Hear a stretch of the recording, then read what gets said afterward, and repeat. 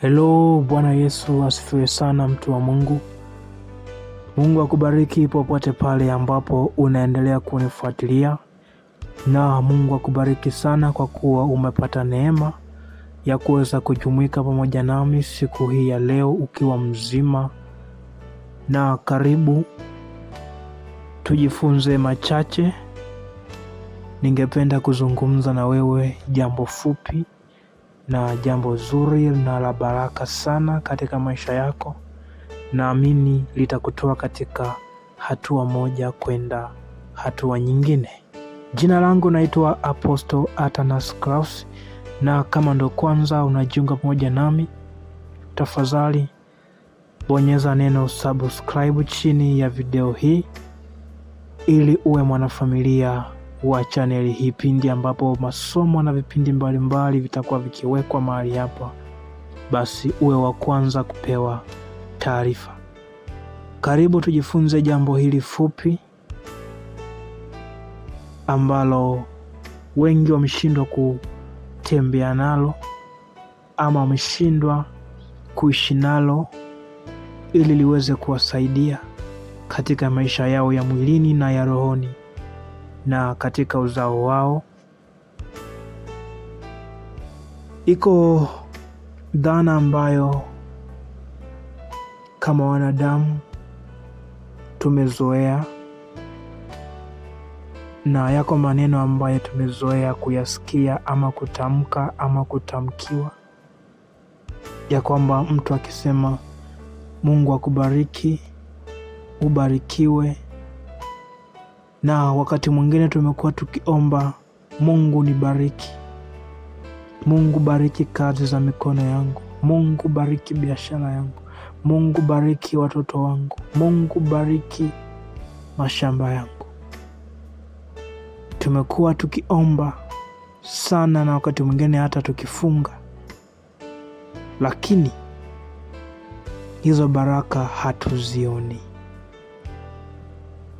Na hata wakati mwingine ukiziona, basi unaziona kwa uchache sana, dhani ya kwamba Mungu hajamsikia. Lakini sikia siri hii siku hii ya leo, ili kuanzia sasa utakapoomba kwamba Mungu nibariki, akubariki, na hizo baraka utaanza kuziona. Na hii ni siri ambayo ninakupa ya kupokea baraka, siri ya kuweza kumiliki baraka zako, siri ya kuweza kudhihirisha baraka zako kwenye maisha yako, na siri ya Mungu kuachilia baraka zake zije juu yako na kukupata.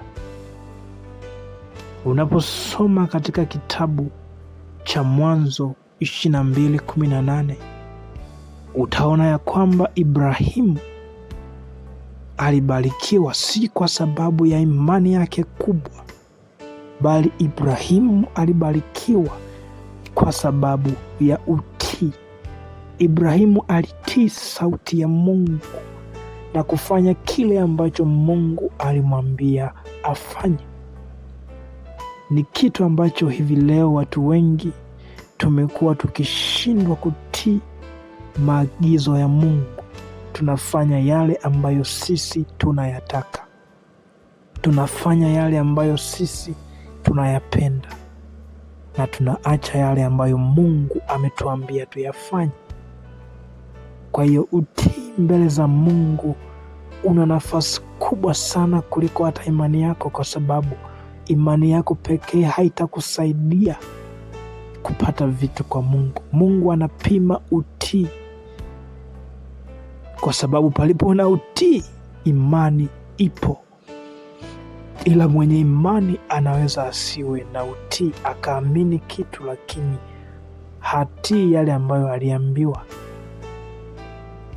Ataishia tu kuamini, lakini kwenye vitendo itamsumbua, kwa sababu hana ile kutii.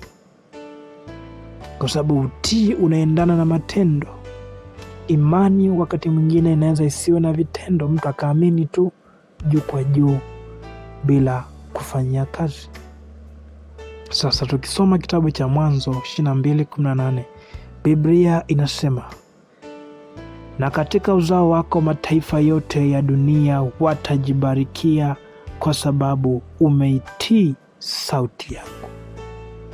Kwa sababu umeitii sauti yangu. Kwa hiyo Mungu anamwambia Ibrahimu ya kwamba katika uzao wako mataifa yote ya dunia watajibarikia kwa sababu umetii sauti yangu. Lakini kirudi mstari wa 17 anasema, katika kubariki nitakubariki, na katika kuzidisha nitazidisha uzao wako kama nyota za mbinguni na kama mchanga ulioko pwani, na uzao wako utamiliki mlango wa adui zao. Ibrahimu anabarikiwa kwa sababu Mungu anasema, kwa sababu umetii sauti yangu. Na hii ndiyo kanuni ya baraka, kwa sababu bila kutii hautaweza kumpendeza Mungu. Kitabu cha Kumbukumbu la Torati sura 28 mstari wa 1 na wa 2, Biblia inasema, itakuwa utakaposikia sauti ya Bwana Mungu wako kwa bidii kutunza kuyafanya maagizo yake yote ni kuagizayo leo, ndipo Bwana Mungu wako atakapokutukuza juu ya mataifa yote ya duniani, na baraka hizi zote zitakujilia na kukupata usikiapo sauti ya Bwana Mungu wako. Baraka hizi zote zitakupata pale tu ambapo utasikia sauti ya Bwana Mungu wako. Kwa hiyo hii ni kanuni na ni siri ya wewe kupokea baraka.